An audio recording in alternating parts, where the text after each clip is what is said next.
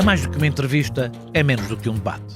É uma conversa com contraditório, em que no fim é mesmo a opinião do convidado que interessa. É um debate em que eu perco sempre. O Perguntar Não Ofende é um podcast assinado por mim, Daniel Oliveira, o que não faz chorar. Quase sempre sobre política, às vezes sobre coisas realmente interessantes. Pode subscrever e seguir o Perguntar Não Ofende em Apple Podcasts, Spotify ou qualquer plataforma de podcasts que utilize no seu telemóvel ou computador. Também pode ouvi-lo sempre em expresso.pt/podcasts.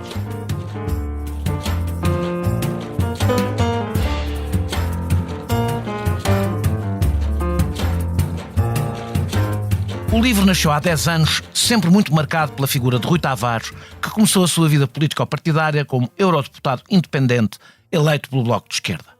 Historiador, divulgador de história, colunista, não foi ele que estreou a cadeira do LIVRE na Assembleia da República. A estreia foi traumática, com Joacine Catar Moreira, que acabaria por abandonar o partido. Em 2019, Rui Tavares chega ao Parlamento como deputado único e desde então o LIVRE tem subido, conseguindo eleger 4 deputados nas últimas eleições legislativas e tendo ficado à porta do Parlamento Europeu, numas eleições que também não foram isentas de polémica por causa do seu sistema de primárias abertas para escolher os candidatos. Nas autárquicas, manteve um acordo em Lisboa com o PS de Fernando Medina. No país, foi aprovando ou abstendo-se em orçamentos de António Costa, mesmo quando o seu voto não era necessário. No momento em que a esquerda está em recuo, em Portugal, o LIVRE vai crescendo.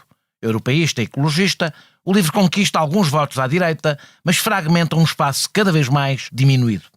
Entre o deve e o haver, se verá o que a esquerda ganha ou perde. Independentemente disso, o seu crescimento eleitoral sustentado é um feito notável em tempo de crise no espaço da esquerda. No mês passado, que fechou com o espatifante-se do Joe Biden no debate com Donald Trump e a vitória da extrema-direita em França, adensando as nuvens negras que pairam sobre o mundo, o LIVRE propôs encontros à esquerda para trabalharem desde já em convergências políticas e eleitorais nas autárquicas. Em França, o último dica ao crescimento da extrema-direita foi uma aliança das esquerdas capaz de conquistar o voto jovem, suburbano e de trabalhadores. Declaração de interesses: sou amigo de Rui Tavares há 35 anos. Essa amizade é pública e foi construída fora da política, onde não nos faltaram divergências, aliás. Uma e outra coisa não me impedirá de fazer a mesma entrevista que faria noutras circunstâncias, tentando manter, mesmo que em esforço, o tratamento que uso aqui com todos os líderes partidários. Rui Tavares, muito obrigado por ter aceitado este convite. Subscrever o Expresso é ter acesso à melhor informação, a uma vasta oferta de conteúdos exclusivos e à opinião de referência. Subscrever o Expresso é tornar-se membro do nosso clube, poder ser voz ativa de uma comunidade informada e beneficiar de vantagens exclusivas. Subscreva o Expresso em expresso.pt/digital. Expresso. Liberdade para pensar. Desafiou os partidos de esquerda para encontros com vista a debater convergências. O Bloco já o tinha feito, noutras circunstâncias. A melhor forma de trabalhar entendimentos são reuniões com jornalistas à porta. O apelo, como o do Bloco, aliás, parece ter causado algum incómodo dentro do Partido Socialista. Bom dia, Daniel Oliveira, muito obrigado pelo convite, como está? Bem, muito obrigado. Ok, os nossos convites para reuniões, que aliás devem entrar numa certa normalidade das relações entre os partidos de esquerda, tendo nós saudado o que o Bloco de Esquerda fez antes, porque foi uma iniciativa boa que introduziu alguma dinâmica positiva, não são feitos diretamente para jornalistas. Depois pode haver jornalistas que às vezes enveredem pelo caminho do comentário e vejam coisas onde elas não estão. Como é evidente, ninguém costuma fazer um convite deste género sabendo, quer dizer, que uma porta se pode fechar e, portanto, há contactos prévios e informais para saber se há disposição dos outros partidos a aceitarem esses convites, porque senão não os faríamos. Também o tempo que medeia entre esses contactos exploratórios, o próprio convite oficial e depois a divulgação na imprensa também é o tempo adequado para que dentro dos outros partidos as pessoas possam utilizar os seus canais próprios. Nós não tivemos nenhuma indicação de nenhuma espécie de desconforto, ninguém nos disse em nenhuma dessas fases. Portanto, pode ter havido num comentário jornalístico ou outro aqui inferências que às vezes são naturais no comentário político, mas não sentimos isso. Agora, para responder ao que é o substancial da pergunta, é bom que os partidos de esquerda e da ecologia, que os partidos progressistas tenham periodicamente reuniões, façam o ponto de situação. o Bloco de Esquerda fê-lo a seguir às eleições legislativas, e depois não fazia sentido logo a seguir pedirmos nós as nossas reuniões, porque também havia muito trabalho para fazer no início do Parlamento. Mas também teríamos que pedir nós as nossas reuniões, que aliás já o costumamos fazer quando chegamos a uma instituição, para apresentar cumprimentos, para conhecer bem as pessoas que estão do outro lado, porque como o Bloco reuniu com o PCP, PS, LIVRE, PAN, vocês não depois nós não tínhamos reunido ainda com PS, PCP e PAN. Agora, curiosamente, até a primeira reunião que tivemos é a repetida, que é a que já tínhamos tido. Mas esta tinha uma agenda muito específica, que pelo menos foi isso que se percebeu, que eram os entendimentos para as autárquicas, não é? Começar um diálogo sobre as autárquicas. Deixa-me fazer uma pergunta. Mas só para fazer uma precisão, isso foi o que transpirou, porque é o que é natural ou compreensível que tenha gerado interesse mediático, mas não. O pedido das reuniões foi para fazer ponto de situação político dos atos eleitorais passados e dos que previsivelmente serão os mais próximos. Onde é que pode haver? Sem prejuízo de haver uma eleição legislativa antecipada, mas não foi especificamente para autárquicas. Para onde é que pode haver entendimentos? Para Lisboa, Porto, para a Presidência da República haver um diálogo para uma candidatura de esquerda? Qual é o vosso horizonte? Agora já não estamos numa reunião formal. Portanto, qual é, do ponto de vista do LIVRE,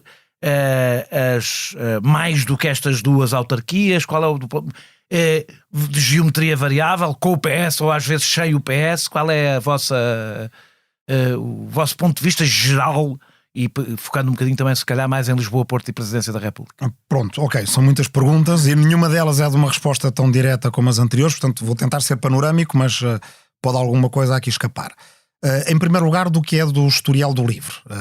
Vamos fazer, como fazemos sempre, um debate interno que envolve estruturas locais. Os outros partidos também fazem o equivalente ao análogo, com as suas diferenças de metodologia ou de tradição, mas toda a gente ainda está, tanto quanto percebo, a fazer essa aferição interna, e nós também a faremos. O que fizemos em atos eleitorais anteriores foi optar por uma estratégia de geometria variável, de alianças com outros partidos de esquerda, ou da ecologia, ou partidos progressistas no sentido mais genérico, também de alianças com organizações, associações, movimentos cívicos locais, em que possa partido e movimento trabalhar em conjunto e ambos aprenderem com isso, ou partidos no plural.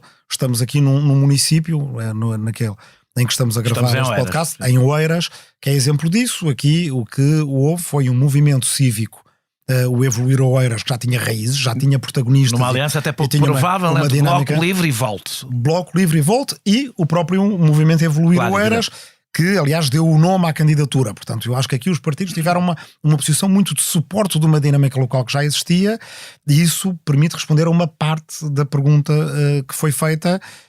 Noutros municípios, não é em todos os municípios do país que já há essa força viva local que nos permite apoiá-la e estruturá-la, mas a leitura que nós fazemos da experiência de Oeiras, ou seja, da coligação com o Bloco de Esquerda e com o Volte, apoiando o movimento Evoluir Oeiras, é muito positiva.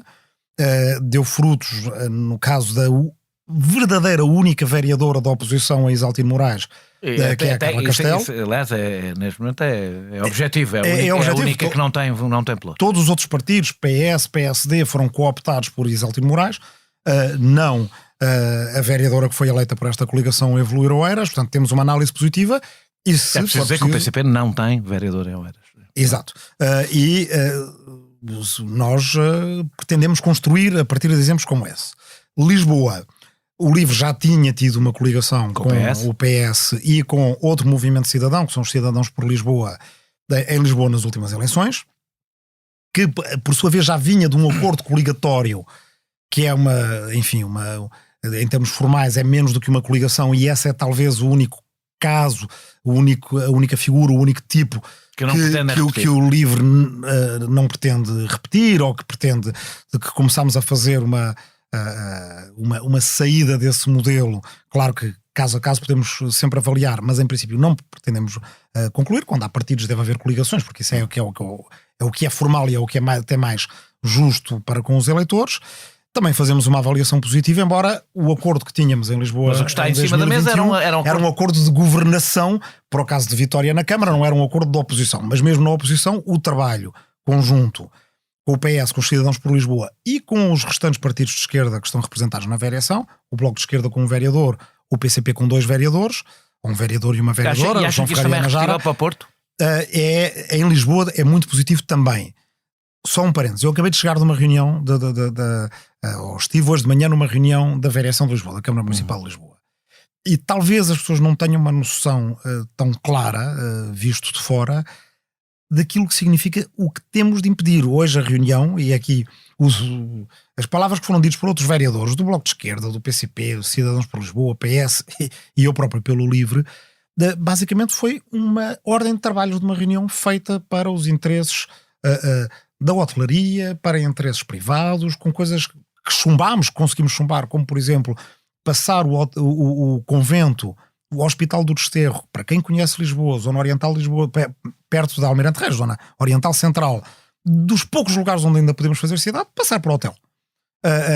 Além de outras situações também tão chocantes quanto isto. Portanto, há um imperativo cidadão de mudar o rumo das coisas em Lisboa. No Porto. O Porto é a segunda cidade do país, com uma sociedade civil vibrante, académicos, pessoas que estão no terreno, artistas, ativistas, arquitetos. É simbólico, não é? Sim, exatamente, mas do ponto de vista da importância até hierárquica das câmaras municipais, é considerada legalmente é a segunda.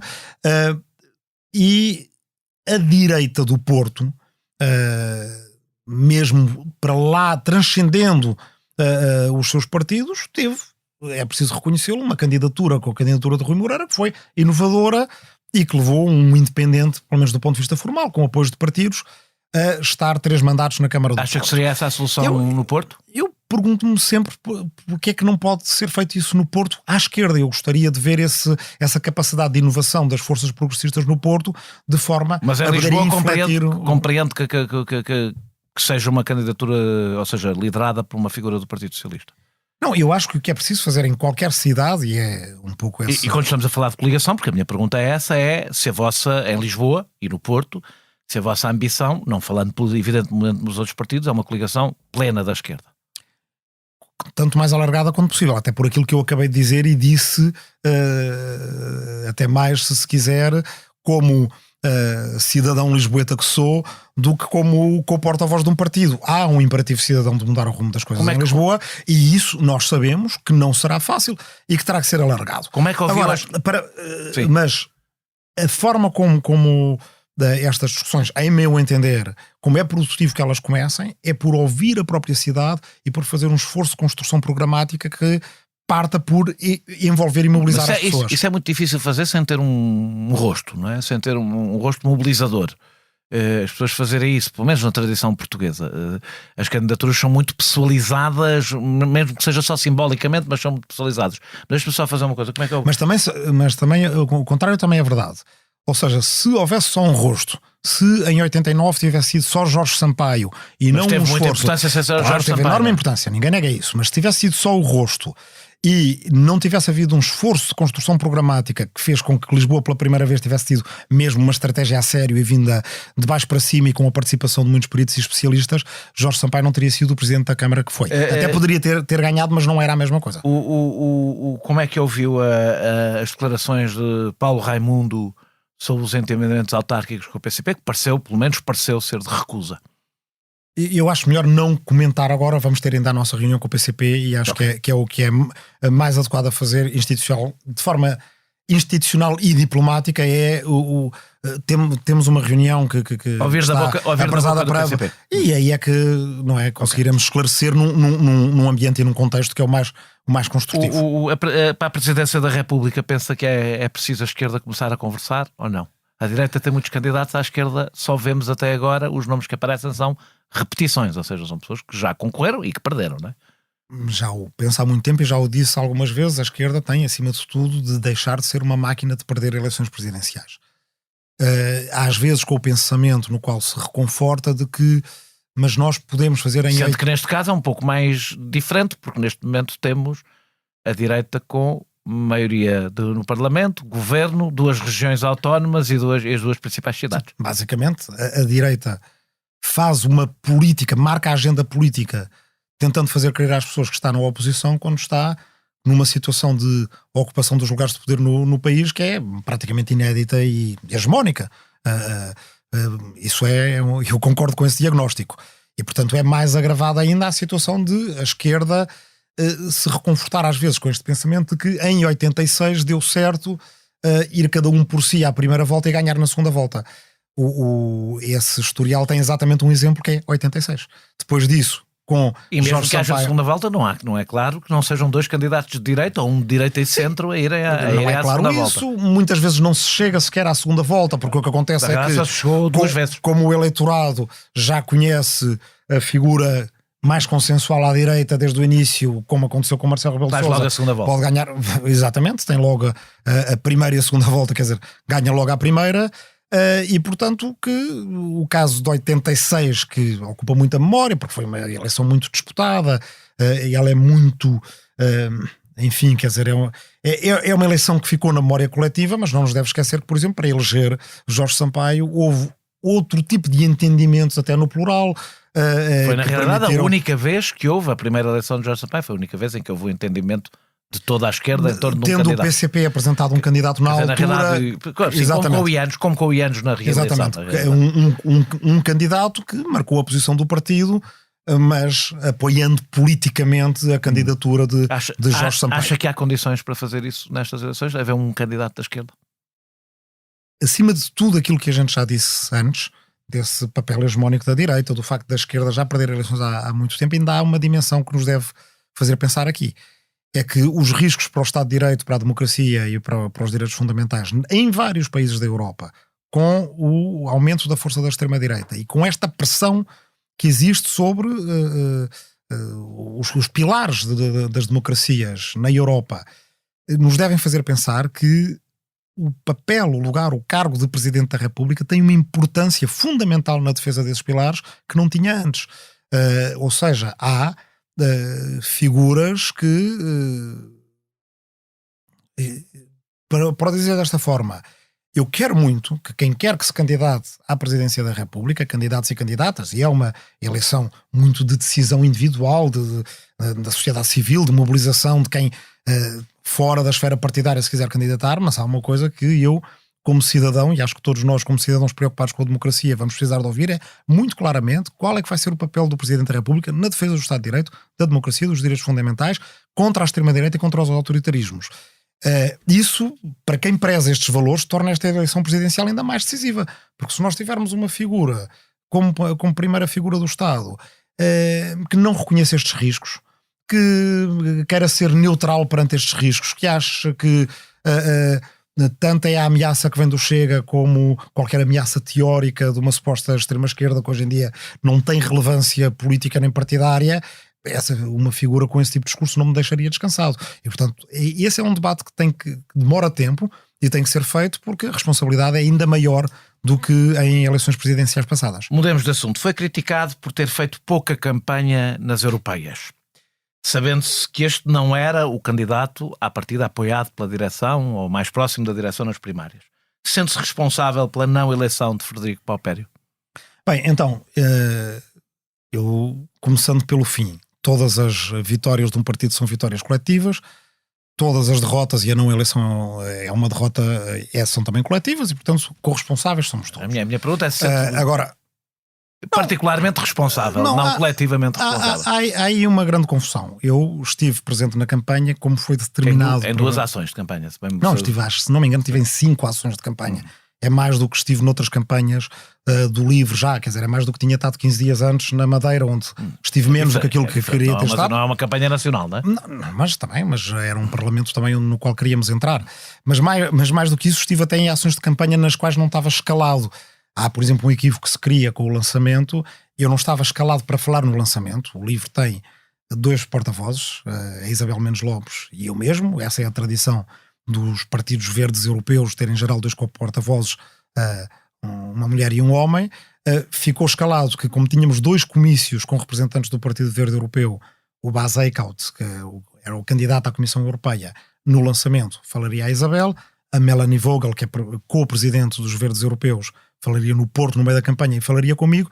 Isso ficou determinado e, aliás, estava completamente pacificado pode ter havido da nossa parte alguma ingenuidade de não perceber que isso poderia gerar falatório. E percebe porque é que poderia levar a gerar falatório. Não vem do nada, não vamos ser burocráticos nestas coisas. Vem de se saber que havia um mal-estar na direção com estas coisas. Eu ingênuo não sou nada ingênuo. Gerou falatório porque não esteve uma câmara de televisão no lançamento do livro. E, portanto, onde poderiam ter estado? Na entrega das assinaturas esteve. Eu fiquei a perceber que o Rui Tavares não lá tinha estado porque vi na televisão. Sim, mas no lançamento da candidatura não estiveram, e depois, a certa altura, houve jornalistas, e acho que é, apesar de tudo, uma certa diferença quando os jornalistas são comentadores, que verifiquem os seus factos e as suas fontes antes de comentar, porque, quer dizer, é um hábito jornalístico que não se perde, dizerem, por exemplo, que eu não tinha estado no lançamento, ou que não havia outdoors do partido ou por aí afora, e depois, mesmo depois de desmentidos, continuarem a criar essa narrativa. Há uma coisa curiosa, até porque durante os dias... Não é que tenha participado menos nesta campanha do que participou em quase todas. Excetuando naquelas em que fui candidato, em que tinha a obrigação de... Não estou a falar daquela em que não foi candidato. Isso não é determinantemente, é provavelmente aquelas em que participei até mais. E aliás, isso é reconhecido no partido pelo próprio Francisco Paupério, e depois participar não é só participar em campanha, é participar na concepção da campanha, é ajudar nos debates, é um trabalho muito partilhado num partido que é pequeno. À dada altura respondeu que acusa um livro de ser unipessoal, e porque aparece sempre a seu rosto. Eu ouvi esta sua resposta, e que agora o acusava, e que nestas eleições o acusavam do oposto, de aparecer pouco. Mas percebe que há uma diferença, não é? Todo este falatório resulta de uma coisa, não resulta do nada, não caiu do nada, caiu de um contexto político. E o contexto político é a direção não estava satisfeita com a escolha isso não é verdade. Em primário. Isso para já não é verdade. Taxativamente não é verdade. A direção não participa no processo de primárias no LIVRE. Apesar deste processo de primárias ter tido problemas com os quais lidaram outras instâncias dentro do partido, que são as eleitorais e as jurisdicionais, felizmente a direção não teve que tomar posição nessa fase, as coisas foram dirimidas em Conselho de Jurisdição. A direção que é apresentada é um resultado de eleições primárias, no qual a direção não participa. Eu não fui candidato nas primárias das europeias, eu não apoiei ninguém nas primárias europeias, ao contrário do que alguns desses comentadores dizem. Agora, os apoios podem não ser formais, não, as pessoas perceberem que há proximidades. Não. A política não se faz só do que formalmente sabemos, também do que informalmente percebemos, não é? Sim, mas a política não se pode ser feita só com as impressões daquilo que a certa altura no bestunto de alguém decide surgir e depois ressurgir. Vou dizer uma coisa que me parece clara: durante aqueles 3 dias em que houve falatório, e há bocadinho a pergunta era: o falatório não vem do nada. Bem, aí eu devolvo a acusação de ingenuidade. Muitas vezes no comentário político o falatório vem do nada. O falatório vem do falatório. Ou seja, durante aqueles 3 dias, eu que tenho, provavelmente deve haver dezenas de jornalistas portugueses que têm o meu número de telefone, se não mais, e às vezes com qualquer coisa mínima recebo dezenas de telefonemas. Durante aqueles 3 dias não recebi um. Aliás, comecei a atender telefonemas de números que não conhecia, que é uma coisa que não faço, e era a gente a querer-me vender pacotes de internet. O que quer dizer que o falatório se justificava a si mesmo, que a narrativa se justificava a si mesma, que havia gente que, por isso é que eu disse essa frase, que ironicamente durante anos disseram que o livro só tinha uma cara. Depois, durante 3 dias, decidiram queixar-se que essa cara não estava lá. A seguir, quando a cara apareceu, continuaram a queixar-se do mesmo. E aí a ingenuidade são pessoas que eu... muitas vezes conheço como tendo sempre uma crítica, às vezes justa, umas vezes injusta, a fazer ao livro, e portanto tudo é que parte da polémica foi pública até entre militantes do livro sobre se a eleição de Paupério tinha sido limpa ou não tinha sido limpa. Sim, mas não veio do nada, é nesse sentido que eu digo que não vem do nada. Não, mas isso, essa parte eu acabei de dizer, foi um processo eleitoral que não decorreu de uma forma inteiramente destituída de polémicas.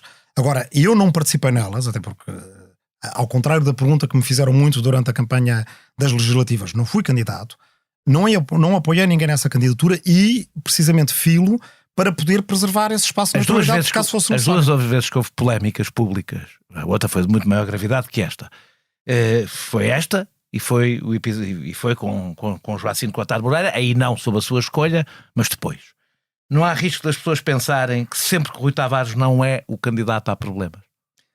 Bem, estamos muito bem, porque em 10 anos de partido houve 2 vezes que houve polémicas. Eu olho para partidos... Mas foram sempre quando o Rui Tavares não era candidato. Os tais partidos grandes que... Não, eu já...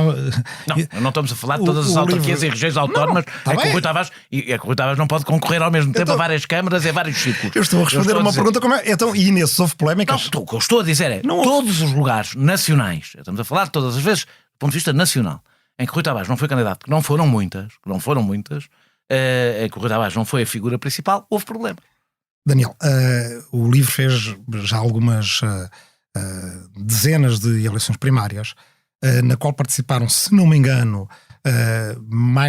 deve andar no milhar de candidatos por aí. Quer dizer, há uma que, aliás, participámos em conjunto, acho que se pode dizer aqui isto. Pode. Teve 400 candidatos. Correu especialmente mal, portanto. Não, está bem, mas um em 400 candidatos, ou quer que seja, ou 1 em 1000 candidatos, Percebe o que é? Foi o Rui que foi a debates, mas foi o Rui. Comparemos com o que se passa noutros partidos. Partidos grandes, os tais que nos vêm dar lições, e eu percebo porquê. O LIVRE é um plebeu e recém-entrado nisto, não faz parte da aristocracia partidária, nem sequer da esquerda em Portugal. Isso é um discurso um bocadinho. Esse discurso é um bocadinho populista. É um discurso um bocadinho populista. Os outros, nós somos um partido diferente dos outros todos. Também todos já fizeram. Cada um que chega faz esse discurso. Não é um discurso populista, é a resposta de alguém que durante 10 anos houve mais ou menos um número reduzido dos mesmos comentários repetidos. Ora é que as primárias apresentam grandes riscos. O José Sócrates não foi escolhido por primárias, nem Duarte Lima, não é? E às quais há sempre a mesma resposta. Não há nenhum método que seja perfeito. Não há nenhum método que o LIVRE queira impor aos outros partidos. Vamos continuar a falar das primárias. Há um método, só acabar.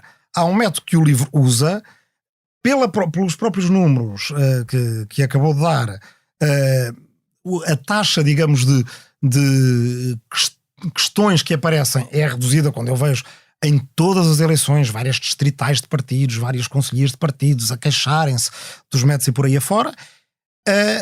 Pronto, é isto. Francisco Palpério teve em percentagem, a gente já vai voltar a falar das primárias, que eu quero falar um bocadinho das primárias. Francisco Palpério teve em percentagem o melhor resultado de sempre do LIVRE. É verdade. Pensa que terá um papel relevante no partido depois de ter passado este teste quando todo o resto da esquerda caiu eleitoralmente? É uma pergunta que traz com ela uma informação muito importante, que permite às pessoas perceberem uma coisa. Em geral, este resultado que o LIVRE teve, com uma configuração de distribuição de mandatos pelo método de Hont, a mesma que aconteceu em várias eleições europeias, teria dado eleição. E teria dado uma eleição descansada. O LIVRE não teria sido o último ou o penúltimo a entrar, ou sequer o antepenúltimo a entrar. Em eleições passadas. Portanto, 3,75 é um excelente resultado. Acho que sim, o Francisco Palpério está de parabéns pela prestação em debates, pela campanha que fez, por aquilo que trouxe à campanha e por aquilo que conseguiu interpretar dos valores, das causas, dos ideais do LIVRE e até da atitude, da maneira como o LIVRE deve estar em debate. E, portanto, evidentemente é mais um quadro que o LIVRE tem e que se comprova através do debate político. Isto para um partido nascido há 10 anos... não é evidentemente uma coisa que se faça de um dia para o outro. O LIVRE não é um partido de crescimento explosivo ou exponencial, é gradual e, portanto, tal como agora nós vemos também na Assembleia da República, com Isabel Menes Lopes, com o Jorge Pinto, com o Paulo Moacho, nossos deputados, no caso do Jorge Pinto e do Paulo Moacho, eleitos pelo Porto e por Setúbal, onde essa eleição antes não era esperada, ou por gente como a Patrícia Gonçalves, o Carlos Teixeira, a Patrícia Robalo aqui na Câmara de Lisboa, o Mário Gaspar em Felgueiras, ou aquilo que temos feito nos Açores e na Madeira, quer dizer, e aqui em Oeiras também, o Tomás Cardoso Pereira. Antes que digam todos os militantes. Eu tenho que aproveitar estas ocasiões, precisamente porque tenho muito... Não, todos os militantes já não conseguia. Aliás, eu próprio já não consigo saber o nome de todos eles. Isto já não é como era há 10 anos, mas tenho muito orgulho em toda a gente que está a fazer este trabalho e este caminho, e isso significa que, na maior parte das vezes... às vezes quando não há notícia é boa notícia, é a notícia de que o trabalho está a ser bem feito. Eu como disse há pouco, a reação de mal-estar evidente com, pelo menos chamemos-lhe a direção, chamemos as figuras mais conhecidas do partido com esta escolha de Palpério, para mim pelo menos foi evidente, e pode não ser compreendida pelos eleitores do partido. Eu não quero insistir no paupério, quero falar das primárias. É suposto, e isso foi, pelo menos muitas pessoas perceberam, nas primárias, candidato mobilizar eleitores fora do partido. É para isso que supostamente existem primárias abertas. E aparentemente foi isso que Paupério fez. O problema, e é sobre isto que quero falar, não é tanto sobre o exemplo concreto, não será o LIVRE um partido demasiado pequeno para ter primárias abertas, o que leva a uma facílima distorção dos resultados quando alguém consegue ser mais eficaz. Vou até ir um pouco mais longe. Agora que o LIVRE cresceu eleitoralmente, e não será o primeiro partido, aliás é comum, a crescer eleitoralmente mais depressa do que consegue crescer em termos de militância. É aliás bastante comum hoje em dia, porque as pessoas não têm grande apetência para a militância política. É um problema que o Bloco já viveu, que a Iniciativa Liberal viveu. É como o Chega tem uma democracia interna um pouco mais específica e portanto a questão talvez não se ponha. Se não há um enorme risco do LIVRE estar totalmente exposto, e eu não estou a fazer esta acusação ao Paupério, estou a pôr isto de fora, estar totalmente exposto neste momento a qualquer tipo de assalto ao partido para escolhas de candidatos. Se o LIVRE não se pôs numa situação com as suas primárias abertas, eu insisto no abertas, numa situação que pode vir a ser muito complicada para o próprio partido, sobretudo se ele vier a ter algum poder ou capacidade de influenciar a governação. Então, resposta em 3 partes, das quais a terceira que é importante, as outras 2 vou despachar mais rápido. Primeiro, e insisto, não aceito e não devo, até enquanto dirigente do LIVRE, aceitar essa descrição de que há um evidente mal-estar da direção. A direção é uma direção coletiva, aliás eleita por várias listas. O que eu posso responder a isso é que, como diz o ditado alentejano, quem porcos busca até as moitas lhes roncam. A direção não participa do processo de primárias. Agora, também, apesar de tudo, dou um certo desconto, as pessoas não conhecem deste processo e essa é a parte mais interessante da pergunta à qual irei. A segunda parte é precisamente que a direção não participou e não comento o processo passado, porque ele passou pelas instâncias que tinha que passar e não chegou a haver, ou não chegou a ser necessário uma tomada de posição política da direção em relação às primárias. Para o futuro, nós o que fazemos sempre é uma reflexão e uma revisão da matéria dada a cada processo de primárias. Não é, como eu disse, um processo perfeito. Achamos que ele tem virtudes, que ele permite identificar novas vozes, que ele permite que pessoas se apresentem sem passar por clientelas internas do partido, ou sem serem escolhidas a dedo, ou sem serem convidadas. Isso, tal como tem virtudes, também envolve riscos e, portanto, devemos não os negar, não os varrer para debaixo do tapete, tentar melhorar em cada aspecto. Deixa-me só dizer, eu lembro de várias outras coisas que se podem dizer. É que o partido, por exemplo, não escolhe os seus rostos tendo em conta a sua agenda política, tem que adaptar a sua agenda política às escolhas dos rostos que entretanto lhe saíram, ou seja, que não há uma direção política que um partido em princípio deve ter. Aí entramos num grau de subjetividade muito maior em que com os outros partidos que não escolhem por primárias, mas em que o secretário-geral de turno tem há meio caminho entre as duas coisas. Há meio caminho entre muitas coisas. Mesmo o nosso caminho das primárias não é um extremo da forma. Não, primárias abertas, quer para a candidatura, quer para a votação, não há nada mais. Existem vários partidos da Europa e, acima de tudo, a pergunta que a gente se deve fazer é: isso impede-nos de assumir responsabilidades políticas? Não. Impede-nos de ter um grupo parlamentar que é tecnicamente bastante capacitado, que tem sido muito elogiado e que representa, acho que toda a gente reconhece isso, muito claramente a voz, as ideias, os instintos, a atitude do LIVRE. Não nos impede. Como eu disse há bocadinho, e o risco em relação às europeias, mesmo numas primárias em que houve polémica entre candidatos, o Francisco Paupério desempenhou cabalmente esse papel, portanto também não nos impede isso. Não nos impede sequer de fazer, e não tem, para se reparar, não tem constituído problema, nem aqui em Oeiras para uma coligação com o Bloco de Esquerda, nem em Lisboa para uma coligação com o PS, ou seja, é perfeitamente compatível com outras metodologias e outras tradições. Nós não impomos certamente aos outros partidos como é que eles devem escolher os seus candidatos, nunca nos pediram a nós façam de outra maneira. Olha, vou-lhe dar um exemplo. Se fizerem uma negociação, não em Lisboa, evidentemente, mas em que o LIVRE tenha a cabeça de lista. O cabeça de lista é uma coisa que se negocia com partidos, mesmo sendo de outro partido. Há cabeças de lista que os partidos podem aceitar e outros que não. E vocês dizem, esperem aí pelas primárias, é o que vos sair na rifa. E vocês não têm uma palavra a dizer sobre o assunto. Ou seja, eu lembro-me de não sei quantos problemas que a partir do momento que o livro começa a ter importância... Mas é que são problemas de que a gente já se lembrou muito antes. Essa é que está a questão, é que uma coisa é estar a ver-se fora e achar que o livro surgiu anteontem e que ingenuamente se depara com essas questões pela primeira vez. Nós já fizemos várias coligações e acordos coligatórios. E, portanto, evidentemente o que se faz é, para já, o debate interno é muito rico no livro. E as pessoas gerem debate programático, o debate da escolha de candidatos, etc. Desse ponto de vista, na ponta dos resultados, por assim dizer, da mesma maneira como outros partidos.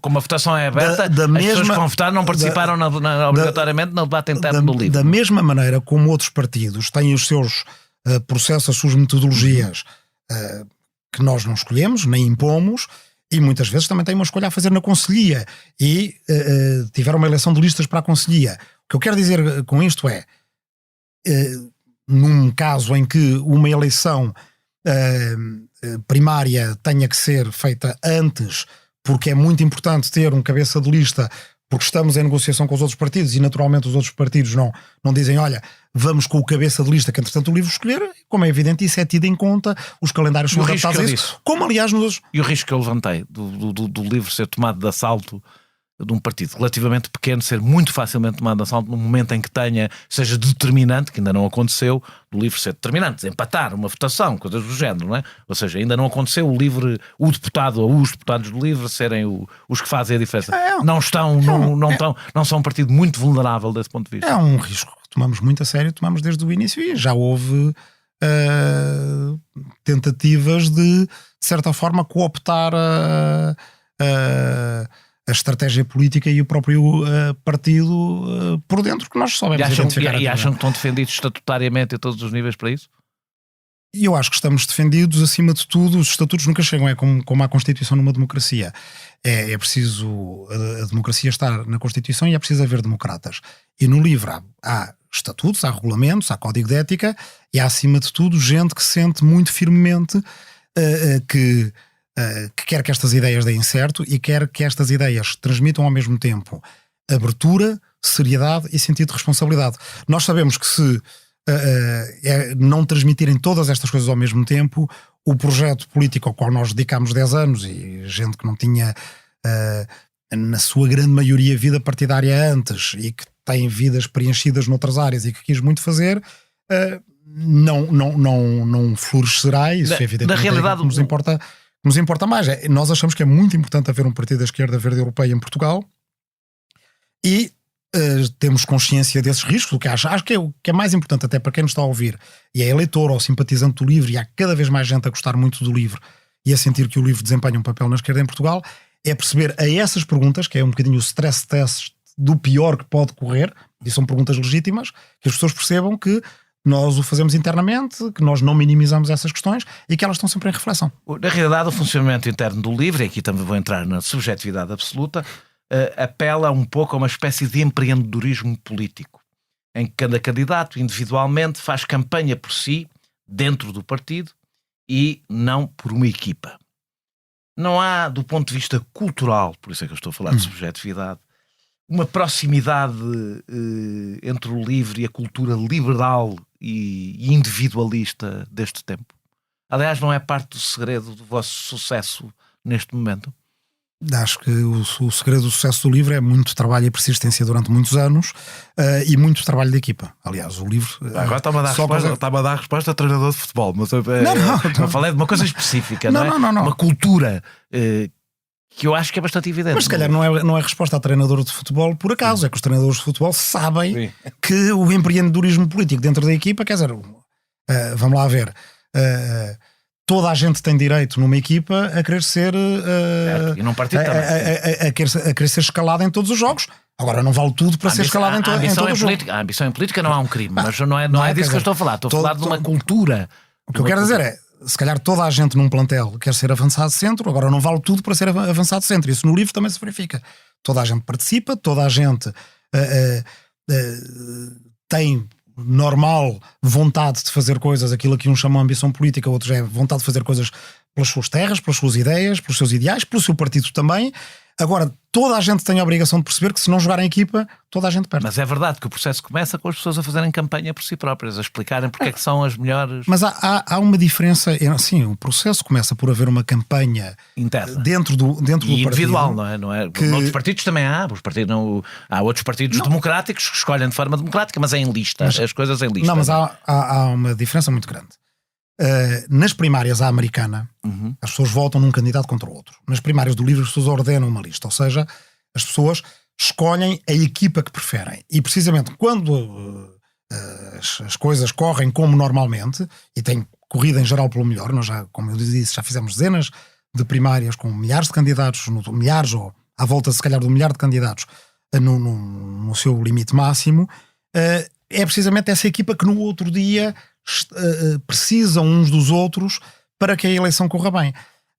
Também não é se me disserem sim, mas isso também é o que se passa quando as coisas correm pelo melhor num processo noutros partidos em que há listas para a conselhia, em que há rivalidades entre conselhias, mas as rivalidades se resolvem bem. Sim, exatamente, é preciso fazer, as coisas não estão só escritas no papel, é preciso fazê-las funcionar, e o LIVRE faz um grande esforço para as fazer funcionar, porque é precisamente, e eu creio que a diferença de cultura entre nós e um partido liberal como a Iniciativa Liberal é da mais gritante que pode haver.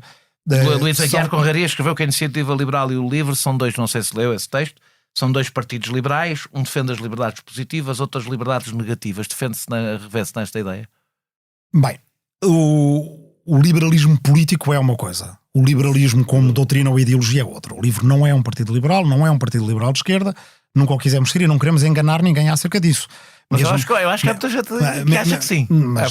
Mas nós dizemos-lo claramente, e acho que isso então tem sido dito por muita gente e por todos os cabeças de lista que eu me lembro, não é? Quer dizer, porque lembro-me dessa ser uma pergunta que já me foi feita ao Francisco Popério, foi feita ao Jorge Pinto, foi feita a toda a gente. Há, por exemplo, gente que se revê num património ideológico social-liberal. É o caso do Luís Aguiar Conraria, isso é público e é escrito. E que ficam muito desiludidos com a Iniciativa Liberal, porque a Iniciativa Liberal é tudo menos isso. Não é? A Iniciativa Liberal é do... E que agora votam livre.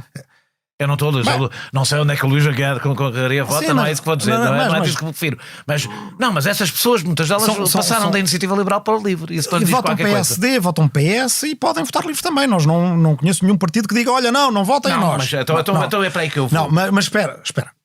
Agora, há certamente, no caso do LIVRE, o que dizemos é as pessoas podem votar no LIVRE porque até podem achar, e isso é legítimo, que não tendo um partido que as represente, acham que o equilíbrio que pretendem ver na política portuguesa precisa que este partido seja reforçado. Agora, este partido é um partido verde europeu, da esquerda verde europeia, aliás, dentro do Partido Verde Europeu... Como sabe, o Partido Verde Europeu tem liberais, não é? Tem bastantes liberais até. E é uma das razões porque nós quisemos muito fazer parte do Partido Verde Europeu, é que nós queremos trazer Sul e esquerda para o Partido Verde Europeu. Eu posso dizer perfeitamente isto é uma coisa que as pessoas não sabem, porque eles não acompanham. Claro, há uma forte corrente liberal dentro do Partido Verde. Os partidos verdes liberais que os há não estão no Partido Verde Europeu. Isso aí, quer dizer, há os ecologistas com Macron, pessoas que se dizem ambientalistas ou ecologistas, mas não fazem parte da família do Partido Verde Europeu. O que há aí sim, era o que eu ia dizer, não sou o primeiro a dizer que o Partido Verde Alemão, por exemplo, é um partido demasiado centrista para o meu gosto. Mas eu acho importante que Portugal e a Espanha, e a Itália, e a Grécia estejam representadas no Partido Verde Europeu como partidos que crescem, partidos fortes. Sabe, até há partidos, ao contrário, verdes mais à esquerda do que o LIVRE no norte da Europa, que até estão no GUE, não é? Por exemplo, que estão no grupo... Não, estou a falar, há de partidos do Partido Verde Europeu, sim, ou seja, de partidos que não são de tradição marxista-leninista e que depois a certa altura adquiriram uma etiqueta verde, ou seja, partidos que nasceram como partidos verdes, e esses estão na família do Partido Verde Europeu. Pode haver partidos que estão à esquerda como o LIVRE, mas o LIVRE é certamente dos partidos mais à esquerda, porque isso é muito importante, não só de um ponto de vista de quem é de esquerda, mas também de um ponto de vista do sul da Europa. O sul da Europa tem que ter peso em todas as famílias políticas europeias. Já havia 2 partidos portugueses no GUE-NGL, no grupo da esquerda unitária, onde aliás agora também há divisões. Já estamos a entrar 3 ou 4 ou 5 divisões. Nos verdes europeus não havia até agora, em 50 anos de democracia em Portugal, nunca houve um partido que reunisse estas condições. Há divisões já agora no web, para quem não sabe, em que o Bloco e o PCP estão em sítios diferentes. Sim, e depois ainda há outras divisões em que nem o Bloco nem o PCP estão. Mas no Partido Verde Europeu, o que não tinha havido até agora nunca era um partido português, apresentando-se autonomamente no boletim de voto, ou seja, apenas exclusivamente com uma estratégia própria sua de Partido Verde Europeu e membro de pleno direito do Partido Verde Europeu. Isso é só o LIVRE que existe em Portugal e quem quiser esse voto é... A esquerda está em recuo em Portugal e não só, é um fenómeno europeu. O LIVRE, pelo contrário, tem crescido. Dizem que ter sido o único partido a ir à busca de votos à direita, o que é verdade, segundo os números apontam. Como sabe, os eleitores fazem o discurso dos partidos, não são os partidos que fazem, não é só o discurso dos partidos que faz os eleitores. Esse crescimento não implicará, ou não está a implicar já, neste momento, uma lenta viragem do LIVRE à direita? Não. Pronto. Essa é a resposta curta. A resposta longa... Vamos ficar na curta, porque já estamos aqui um bocadinho atrasados. A curta não. Mas há coisas importantes à esquerda para a gente ver aqui. A esquerda, ela, entre as legislativas e as europeias, recuperou uma parte desse recuo. Ou seja, dos 10% de recuo em relação à direita, ou de atraso em relação à direita, eu acho que há metade do caminho que já foi feito, de certa forma, a outra metade do caminho temos de o fazer. É por isso que é tão importante... Agora está a falar do conjunto da esquerda, no conjunto da esquerda, no conjunto da esquerda, incluindo o PS, também esquerda e ecologia, incluindo aqui o PAN, pronto. Embora o PAN diga que não é de esquerda nem de direita, essa nunca foi. Diga e prova. Sim, exato, agora com a Madeira podemos falar disso. Bem, mas claramente justiça seja feita ao LIVRE. Sempre disse a toda a gente que é um partido não só da esquerda, como é um partido do meio da esquerda, quer dizer, não é um partido do centro-esquerda sequer, está à esquerda do PS, senta-se à esquerda do PS. E quem quiser votar no LIVRE, falamos para toda a gente, todos os partidos devem falar para toda a gente, mas quem votar no LIVRE nunca vota ao engano, porque sabe honestamente onde é que nos posicionamos. É preciso ir buscar votos à direita, porque senão, meus amigos e companheiros e camaradas de esquerda, a esquerda não ganha. E eu não quero passar à esquerda em Portugal, e acho que ninguém quer, passar um atestado de derrota sempre eterna para o futuro. A política é assim. A direita conseguiu convencer gente que votava à esquerda a votar na direita. Nós temos que ir buscar essa gente. Vamos falar do que está a passar fora do nosso cantinho. E já agora para dizer uma coisa. Se toda a gente tivesse roubado à direita os votos que o LIVRE roubou à direita, a esquerda ganharia.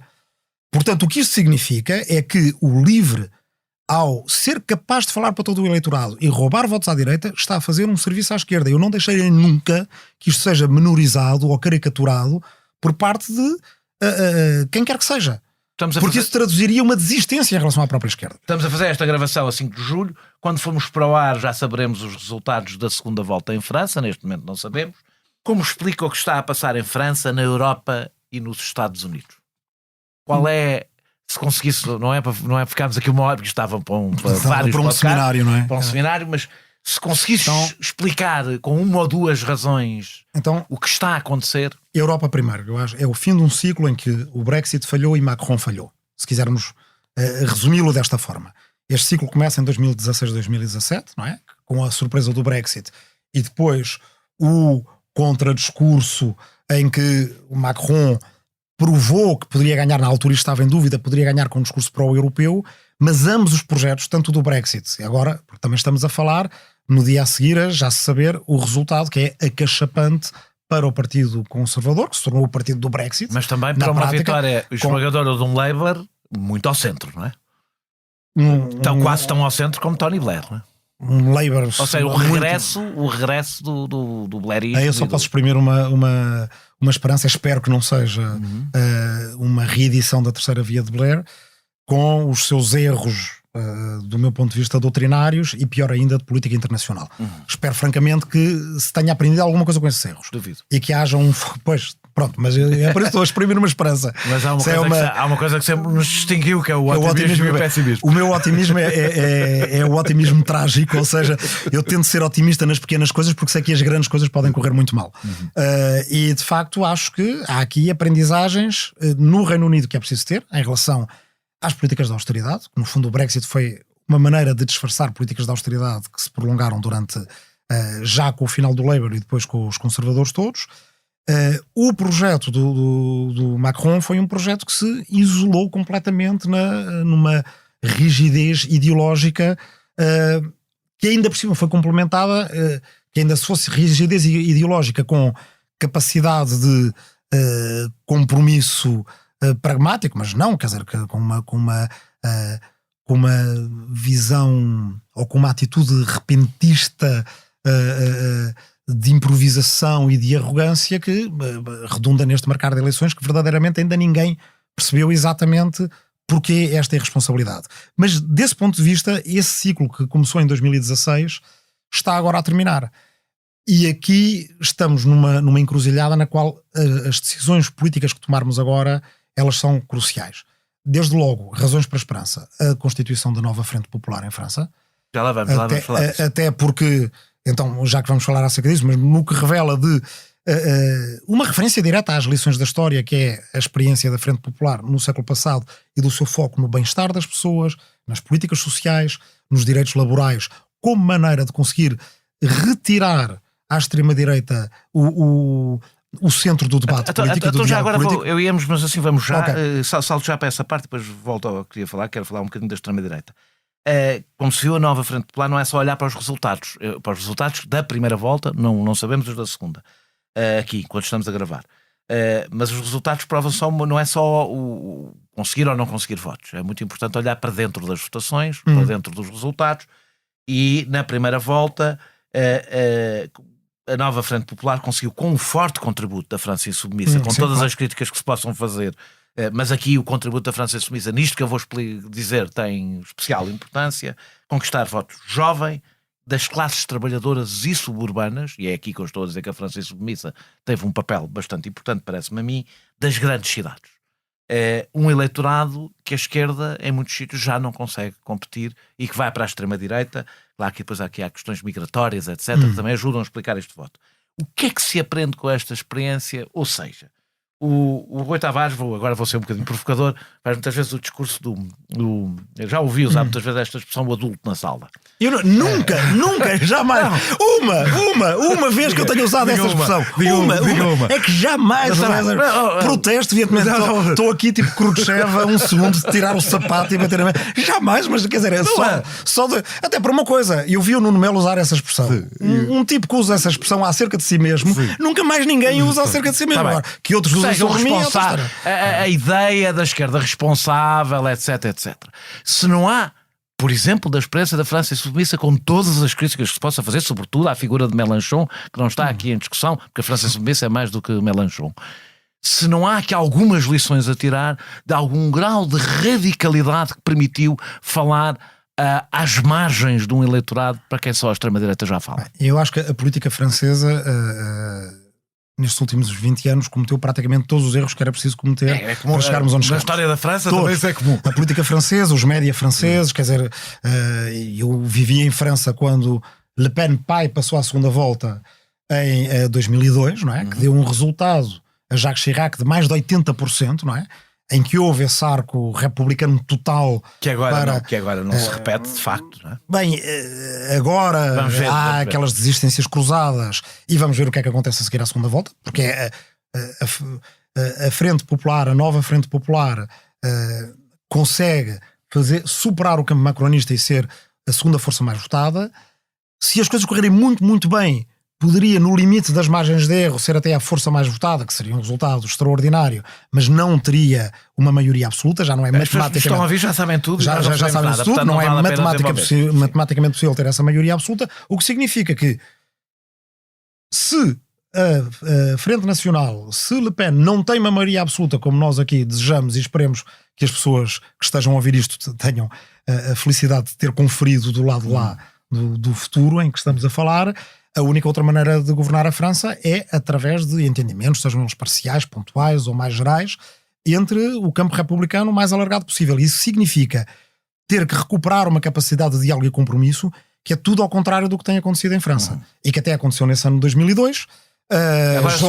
Jospin, por exemplo, é claramente mas a esquerda também não se pode esquecer. Alguém que teve esse sentido de responsabilidade. A esquerda não se pode esquecer que há uma parte do seu crescimento, da sua capacidade, por exemplo, de penetração neste eleitorado, que resulta da oposição ao macronismo e à linha neoliberal do Macron. E diria ao contrário, também não se pode esquecer que Macron esteve estes anos todos a dizer que a esquerda era igual à direita e que a Frente Insubmissa, que a França Insubmissa era igual, antes Frente de Esquerda, era igual à Frente Nacional, hoje União Nacional, o que é não só, quer dizer, uma ignomínia do ponto de vista histórico, como é de uma grande irresponsabilidade política. Agora, a pergunta é o que é que se aprende no meio destes erros todos. Eu acho que uma coisa se deve aprender.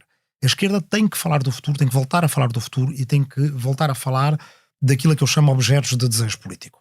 O debate foi deixado numa tal situação em que a direita, seja a direita neoliberal, seja a direita fascisante, basicamente ocupam o debate público, cada vez esticando ainda mais a janela de Overton, não é? Aquele conceito da ciência política, daquilo que é debatível. Quer dizer, nós demos por nós aqui há uns anos a debater a reintrodução da prisão perpétua em Portugal, que é uma coisa resolvida em 1865, e a esquerda a ficar numa posição muitas vezes de já ir para a resistência antes de ter sido derrotada. Mas aqui a diferença, de mais uma vez, da votação de quem votou, por exemplo, quando olhamos para Portugal, em Portugal passa-se o oposto na estrutura. Eu estive a ver a estrutura de voto na primeira volta em França, sobretudo em relação aos jovens. Ou seja, o voto lá em França foi os jovens até aos 24 anos, até aos 25 anos, a nova Frente Popular consegue quase 50% do voto, e mesmo com muito peso até aos 35. Que é um grande resultado, porque isto tudo começou com quando a juventude em praticamente toda a Europa votava à esquerda e era imune à extrema-direita. As exceções eram a Hungria e a França. Portanto, e a minha pergunta para dar noção do importante que é essa a minha pergunta é, independentemente de algum sucesso do livro nos jovens e a resistência do Bloco nesse eleitorado, que consegue manter ainda algum peso nesse eleitorado, o CIEL tem muita penetração entre o voto jovem. É o descontentamento contra quem esteve no poder, acha que é isso. Em Portugal o PS e a esquerda, em França o Macron e o centro. A minha pergunta é, se o que se passa é transponível, ou se a esquerda em Portugal não precisa de uma cura de oposição durante um tempo para recuperar este eleitorado? Como são, mais uma vez, várias perguntas, deixem-me tentar apanhar aqui as bolas todas ao mesmo tempo com um exemplo.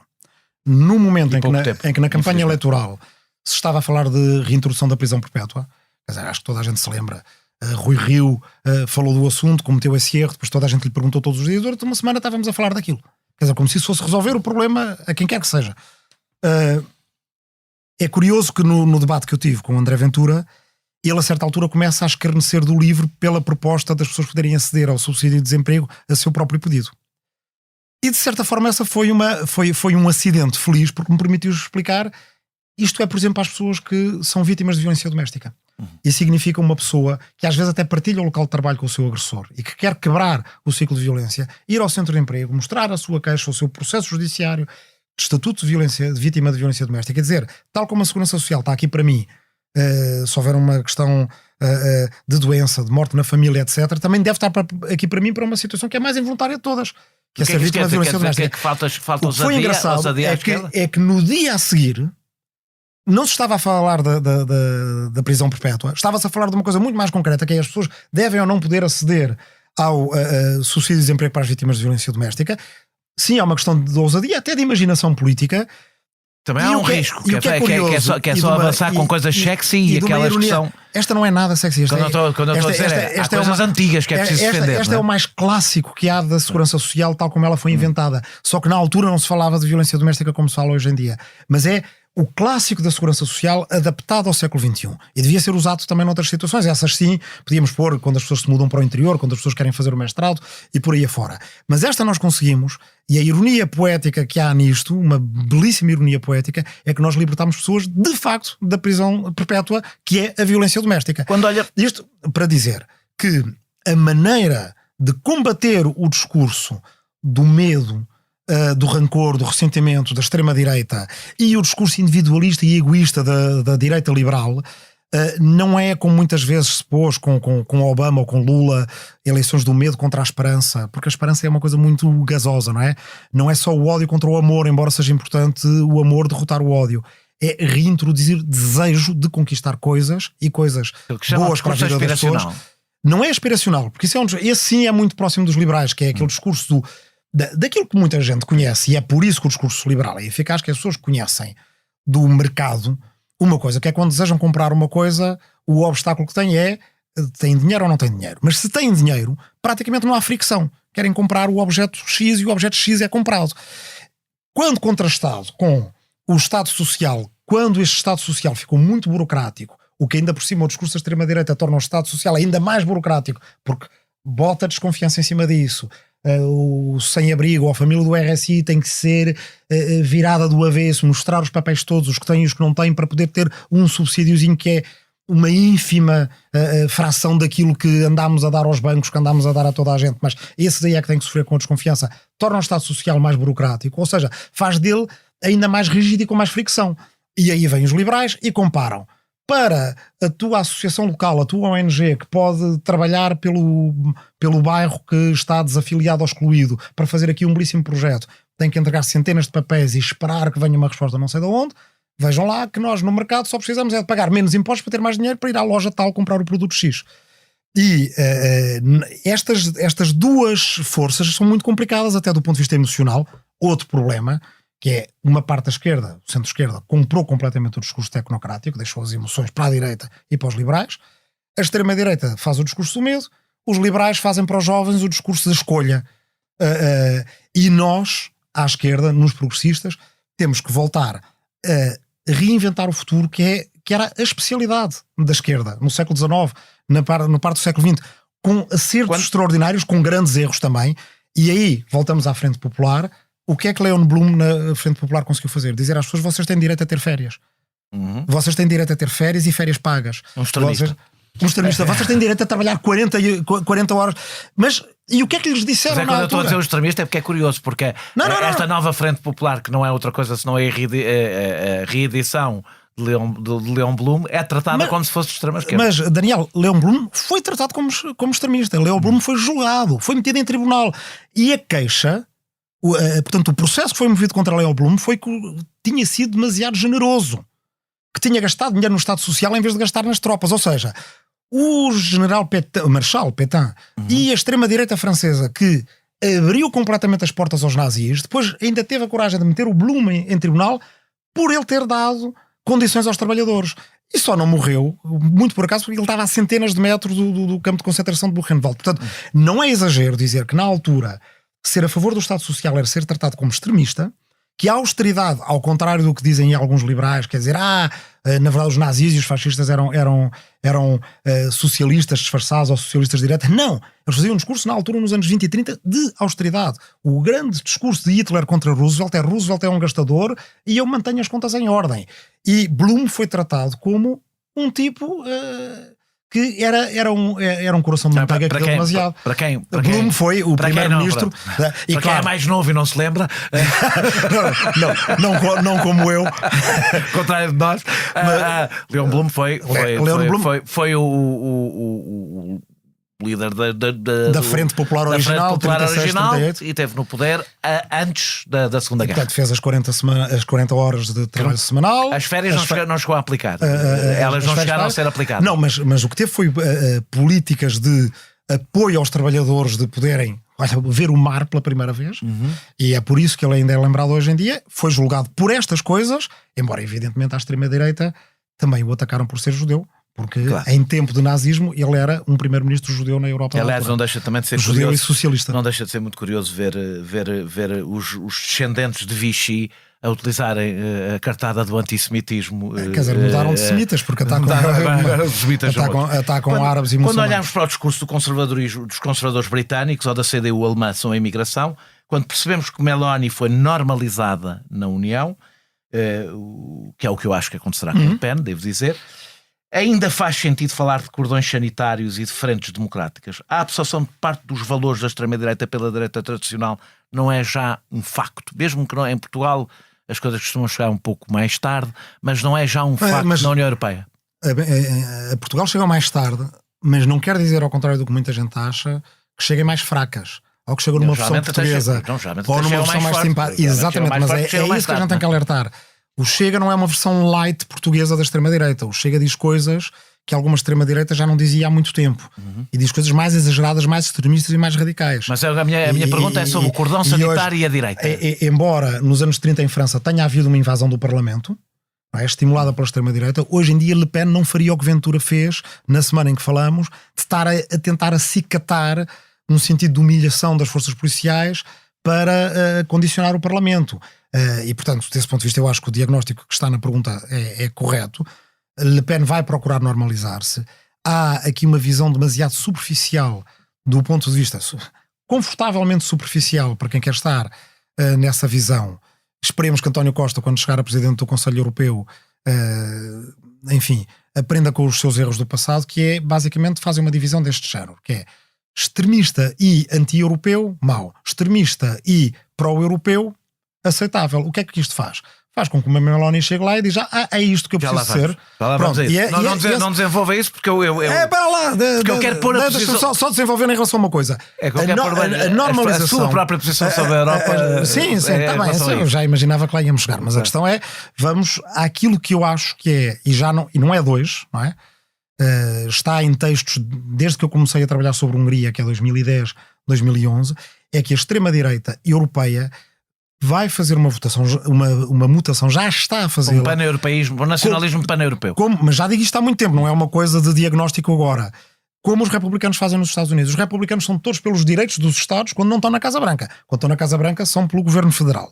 E a extrema-direita europeia, desse ponto de vista, ela tem uma flexibilidade que, depois já podemos ir discutir o resto, que eu acho que taticamente é, do ponto de vista deles, muito proveitosa e que a esquerda não sabe ter. Ainda sobre isso. E isso vai ser um problema, porque onde eles minam verdadeiramente a Europa é através do desfazer, do esvaziar do Estado de Direito a nível nacional.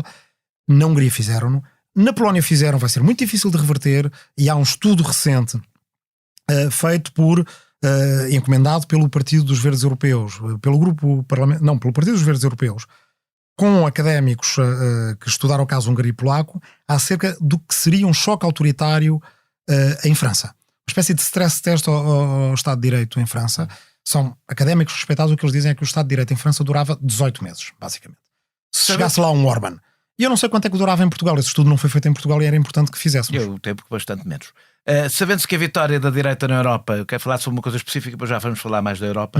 Sabendo-se que a vitória da direita na Europa e nos Estados Unidos corresponderá à assistência ao recuo do combate às alterações climáticas e que as alterações climáticas vão impor uma enorme pressão migratória, será possível que a esquerda continuar por muito tempo a resistir à imposição de limites maiores à entrada de imigrantes sem ficar totalmente isolada na sociedade? Ou seja, o fenómeno migratório com as alterações climáticas vai mudar, não vai ser aquilo que nós estávamos habituados a falar. E se a esquerda vai ter capacidade para resistir a um discurso que tende a tornar-se largamente maioritário. No plano da retórica já vimos que a direita, e não é só a extrema-direita, Luís Montenegro em Portugal fê-lo, traz essa retórica da porta escancarada. Eu francamente não... É uma metáfora que uma pessoa continua sem perceber. Nós somos por portas abertas, mas não escancaradas. É uma questão estética. Há mais gente que passa por uma porta escancarada do que por uma porta aberta, ou a coisa depende das ombreiras estarem à mesma distância que já estavam? É que ninguém, na verdade, quer dizer, o discurso está feito, e sei que aqui não estou a falar para alguém que eu preciso de convencer, mas este discurso está feito de uma forma... Não, pode estar, porque há muita gente a ouvir isto. Que falsei, exatamente, para lá os que estão fora do estúdio. Ninguém defende outra coisa que não seja que a regulação e canais legais de imigração existem. Quem está interessado em crises migratórias, quem está interessado em imigração ilegal, quem está interessado em ajudar o negócio dos traficantes, há inúmeros exemplos disto nos últimos anos, da atualidade, e já com alguma história, é precisamente a extrema-direita. Quem estava interessado na crise de refugiados, se calhar isto é mais ilustrativo e é mais rápido. Quem estava interessado em criar a ideia de uma crise de refugiados, quando a Europa sempre soube gerir fluxos de refugiados, os sistemas existiam e durante décadas funcionaram com mais refugiados em termos numéricos até do que em 2015, foi Orbán. A minha pergunta era mais... trazer a ideia do caos para depois virem impor a ordem. A minha pergunta era mais difícil do que essa. É se a esquerda consegue resistir a isso. Não, é que nós podemos vir mesmo a ter uma crise migratória com as alterações climáticas. Ou seja, nós podemos vir a ter uma situação insustentável em que não é possível, ou seja, em que a posição de defesa dos direitos humanos fica difícil perante um sentimento real e não um sentimento imaginado. Bem, não há dúvida nenhuma que perante a crise ecológica e as outras crises todas que estamos a viver, o tempo está a comprimir. E, portanto, há um sentido de urgência que temos que ter. O que é que eu acho que temos que fazer? Porque acho que é mais interessante pôr do ponto de vista construtivo e positivo o que é que nós devemos fazer para tomar o comando dessas dinâmicas. É natural que as pessoas tenham medo de uma série de mudanças que estão a acontecer.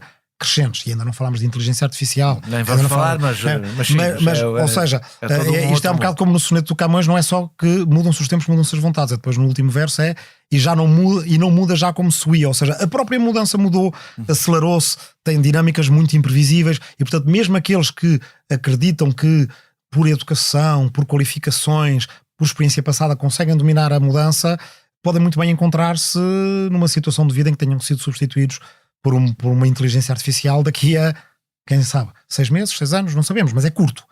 O que é que a nossa obrigação não é dizer às pessoas não tenham medo, porque o pior que se pode dizer a um ansioso é não tenhas medo. As pessoas ainda ficam mais ansiosas. Acalma-te, quer dizer, e depois quando isso não funciona, dizer acalma-te mais alto. Isso não funciona. Sabemos que é o que não funciona. Mas também sabemos que todas as pessoas são pessoas. Que há um discurso aqui que está a ser explorado pela extrema-direita que, embora afirmem que são orgulhosamente patrióticos, é um discurso que parte de um subconsciente que vive numa marinada de sentimento de culpa.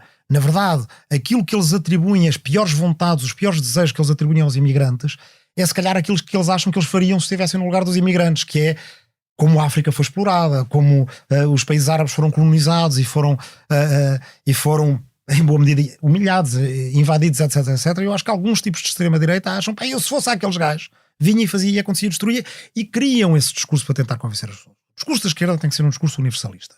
Eu não acho que experiências como a dos sociais-democratas dinamarqueses de cooptar uma parte do discurso da extrema-direita funcionem no médio e longo prazo. Basicamente, tal como eu não acho, aliás, isso para não bater só em sociais-democratas, que o nacionalismo de esquerda funcione desse ponto de vista. É estar Considera nacionalismo, põe ao mesmo nível, por exemplo, defesa de posições económicas e de alguma soberania económica, os bens e os mercados estão ao mesmo nível que as pessoas? Não, isso é evidente. Se eu acabei de dizer que a esquerda deve ser universalista, está bem. Eu sei que não em relação ao outro. O que eu estou a dizer com isto é que houve duas estratégias, e aqui estamos a ficar com o tempo cada vez mais curto, portanto acho que é melhor não fazermos de conta que isso não existe, porque isto é que é mesmo evidente. Houve estratégias sociais-democratas de cooptação de uma parte de temas da extrema-direita, é o caso da Dinamarca, e houve estratégias... E até uma corrente alemã saída do link. Essas são as outras a que eu me referia. Quer dizer, claramente, Sarah Wagenknecht é o tipo de política que, vinda da esquerda, que não é da esquerda, do centro-esquerda ou da social-democracia, na esquerda, à esquerda dos sociais-democratas, também foi buscar uma parte dos temas da extrema-direita e dizer, ok, nós vamos ser a esquerda que é a favor dos gastos sociais para os nossos. E Mélenchon andou lá bastante próximo em muitos momentos. Eu acho que isto, qualquer destas hipóteses, o que é que faz? Ela cria na opinião pública um enquadramento de valores e de discurso que basicamente beneficia a extrema-direita. Agora, qual é que é o verdadeiro antídoto? Porque é que eu não acredito no antídoto nem dos sociais-democratas dinamarqueses, nem dos nacionalistas de esquerda? Eu acho que o verdadeiro antídoto é quando a gente diz às pessoas que têm medo e a quem o discurso de político geral só tem acentuado o medo, e aqui até critico a minha família política a nível europeu, dos ecologistas, que também tentam às vezes criar ter a nossa própria versão do medo, porque os políticos veem que o medo é eficaz, porque o medo é monopolista, porque uma pessoa que não tem medo não consegue passar a mais nada. Esse medo, ele beneficia sempre os reacionários, cria sempre a ideia que de antes era melhor. O que nós temos que dizer às pessoas é, olha, do outro lado, aquela pessoa de quem tu tens medo é uma pessoa, tem uma família como a tua. E há uma maneira, que é uma maneira republicana de fazer funcionar as coisas, que te beneficia a ti e à tua família, que beneficia aquele e à sua família, que beneficia uma economia europeia e uma economia do outro lado do Mediterrâneo, em que, por exemplo, uma coisa tão simples quanto dizer às pessoas, o Mediterrâneo deve voltar a ser um mar de troca e de comunhão, e não deve ser um muro, porque ele não será nunca um muro, porque é um mar, e quando tentam fazer dele um muro, o que acaba é ser um cemitério debaixo d'água. Eu acho que isso funciona. É preciso protagonistas com coragem, com ousadia para o dizer, que não vacilem nos princípios, mas depois também demonstrem na prática, porque isso é que tira medo às pessoas, é o desejo. Queres ter um país melhor, queres ter um país com mais infraestrutura, queres ter um país em que a segurança social dure mais tempo, queres ter um país...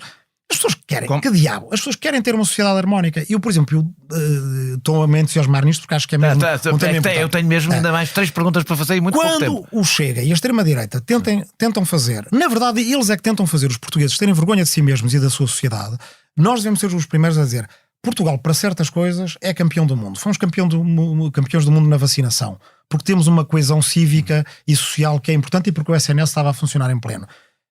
A integração dos chamados retornados a seguir ao 25 de Abril, conseguimos com 500 mil pessoas, porque é que não conseguimos com...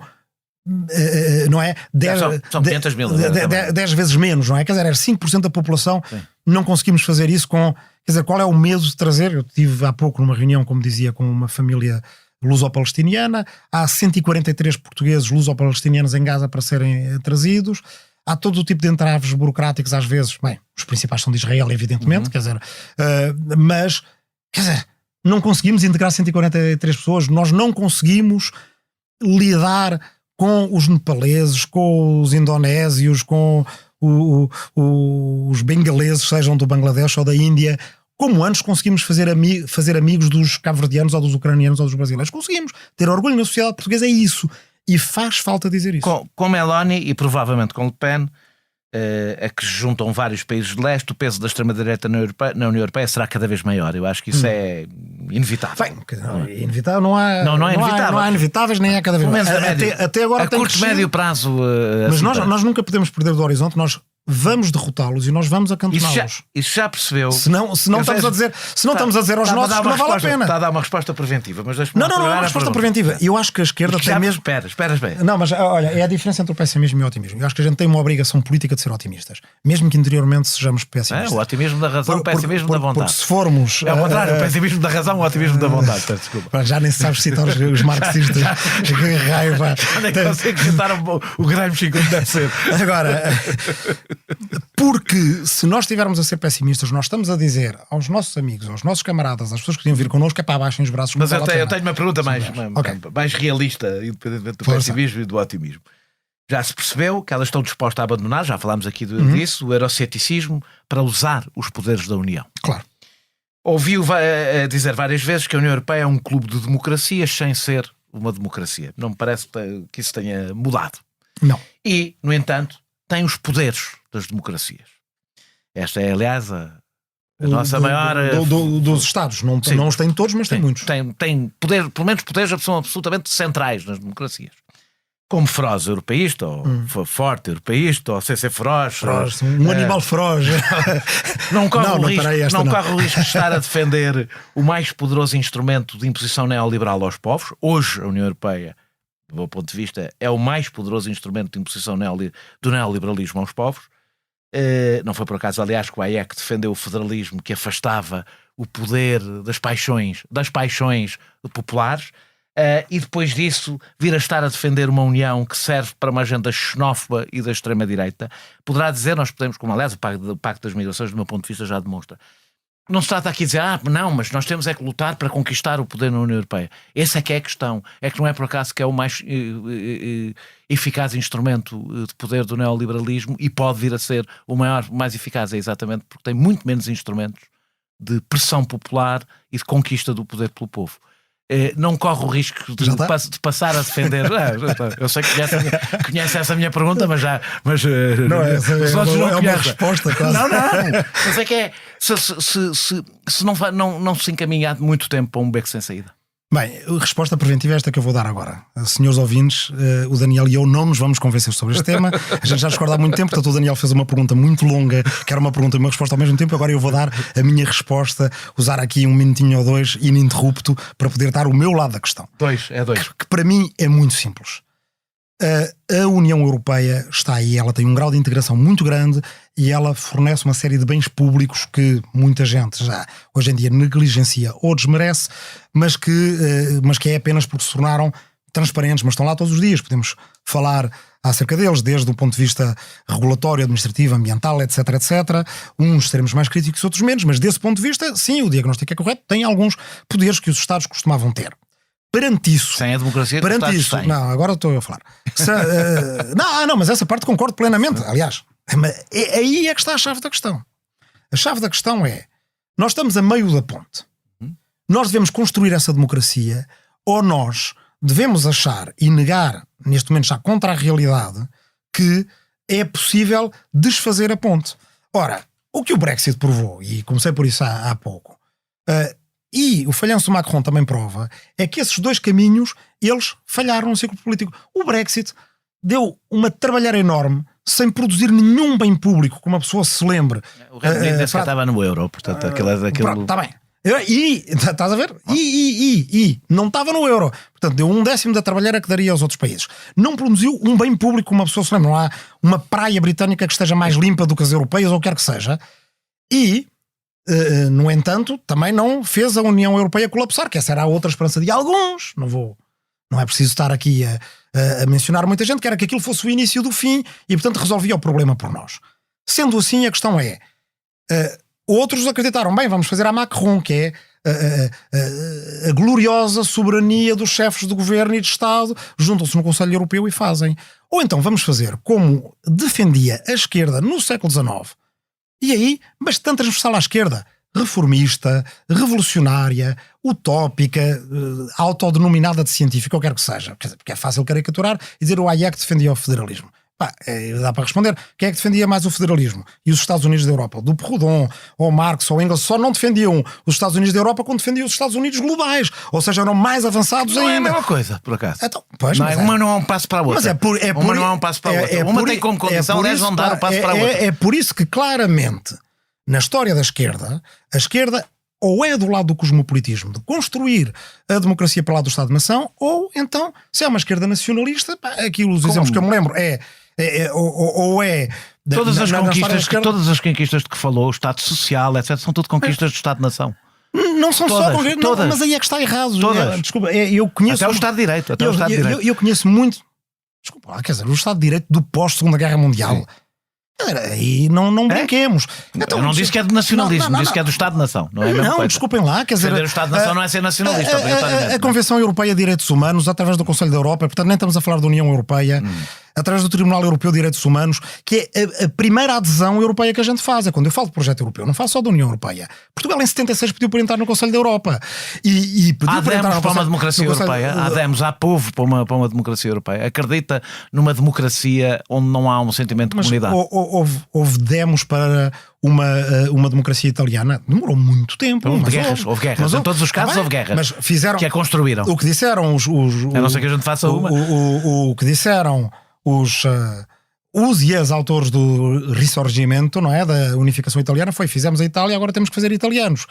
Na Alemanha, e na Alemanha do tempo do Marx e do Engels, eles lembravam-se perfeitamente, para não falar de outros, mas estou a falar destes porque é aqueles golos fora que se deve marcar. Eu não venho de uma tradição marxista, mas quer dizer, o início já agora foi citada aí uma frase do Gramsci, mas podemos citar a do Manifesto Comunista, que é um espectro ronda o quê? Ronda a Prússia, ronda a França, não ronda a Europa. Ou seja, não estava minimamente no horizonte deles que a democracia só podia ser feita no Estado-nação, ou que o socialismo só podia ser feito no Estado-nação, que para eles era a mesma coisa, porque na altura o que eles tinham era regimes parlamentares liberais constitucionais, que não repúblicas em alguns casos, que não consideravam serem democráticos. A ideia de democracia, uma ideia de maior peso das classes médias e baixas, tanto económico como político, era uma ideia que o socialismo defendia na altura. E não defendia que só pudesse ser feita na Prússia, aliás, ou na Alemanha, até porque eles tinham visto a Alemanha ser construída debaixo dos seus olhos, e uma boa parte dessa construção foi com coisas tão chatas e tão técnicas como a União Europeia fez. Uniões aduaneiras e outras... Acredita na necessidade de uma democracia europeia. Daniel, não há aqui outro caminho. O caminho que foi testado por alguma esquerda nacionalista nos últimos anos foi dizer a esquerda a União Europeia é irremediavelmente neoliberal. Portanto, nós nem falamos... provado que assim é, não é? Não se pode falar sempre do falhanço do caminho dos outros. E a resposta que deram foi... O seu caminho tem falhado também. Alguns foi dizer, vamos sair da União Europeia. Outros, quando perceberam que isso era uma dor de cabeça, nem isso dizem. Não se posicionaram sobre a União Europeia. Deixaram de ter tema europeu e conversa europeia. E, bem, o resultado então aí é que é mesmo, tendo a gente abandonado o campo por falta de comparência, então aí foi tomado pelos outros. Se há um campo...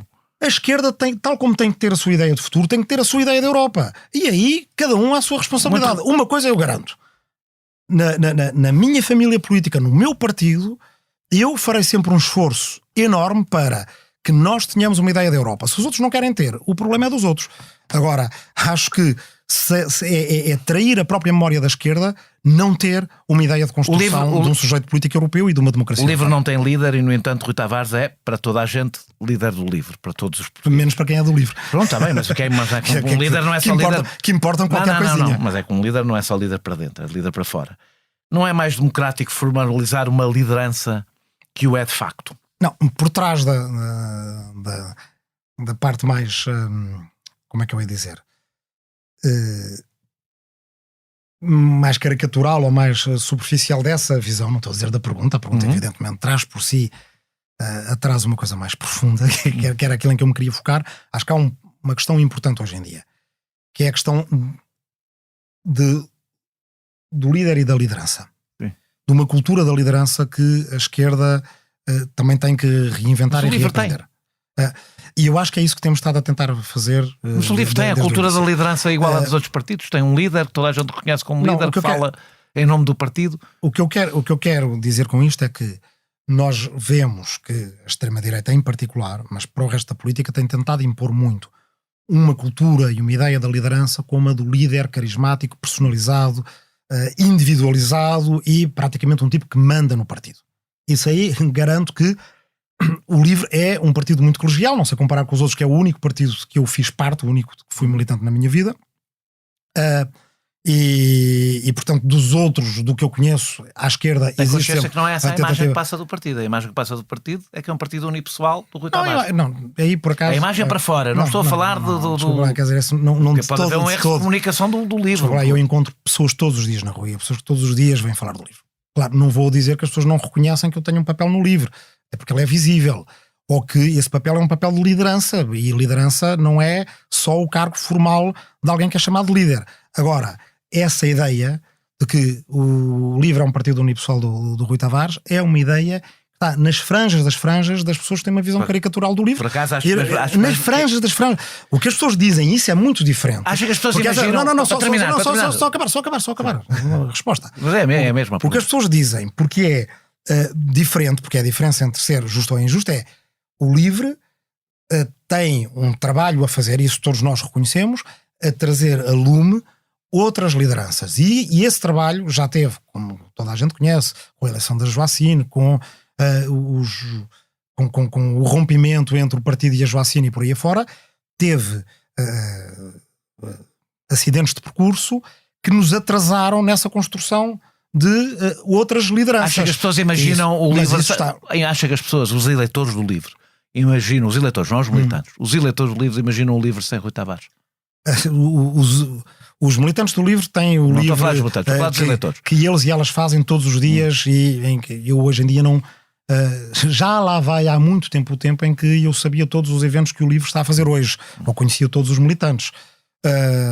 E não era só eu, há mais fundadores, como aliás, quer dizer, conheceste vários deles, e hoje em dia muitos deles, quando a gente vê o Jorge Pinto, a Isabel Mendes Lopes ou o Paulo Moacho, não são também pessoas, só para falar do grupo parlamentar, que tenham entrado no partido ontem para umas primárias e serem deputados. Se acha que as pessoas reconhecem, imaginam o LIVRE sem seu... Deixa-me lá falar sim, estão a ver agora e estão a conhecer pessoas que já têm, todas elas, 10 anos de trabalho partidário, portanto, da experiência que isso traz, não é só serem quadros de engenharia do ambiente, de transportes, do direito, ou o que quer que seja, como são, não é só serem autores como o Jorge é. O Jorge, hoje em dia, é conhecido não só por ser deputado, mas tem as suas bandas desenhadas, tem o seu doutoramento em filosofia, tem o seu trabalho na engenharia do ambiente. Ou o Carlos Teixeira, por exemplo, que também é um tipo conhecido do seu percurso na ecologia, ou que depois começam a interromper porque estou a falar de fazer propaganda a muita gente ao mesmo tempo. Essas pessoas agora estão a ser conhecidas das outras, estão a ser respeitadas pelas outras. É importante que saibam que são pessoas que a isso adquirem a experiência partidária e política que de facto só a vida num partido dá. Isso é aquilo que até eu, antes de conhecer a vida partidária, me permitiria às vezes não perceber que é uma experiência tão importante como toda a gente não tem vida partidária, e portanto, mas hoje em dia tem-no. E portanto é perfeitamente imaginável que o partido prossiga com estas pessoas e muitas outras que o partido tem. Muito obrigado, Rui Tavares, por esta conversa. Nós regressamos brevemente com outro convidado ou convidada para o último episódio desta temporada antes das férias de agosto. Este episódio teve a produção e edição de João Martins, música de Mário Lajinha, grafismo de Tiago Pereira Santos a partir de ilustração de Vera Tavares.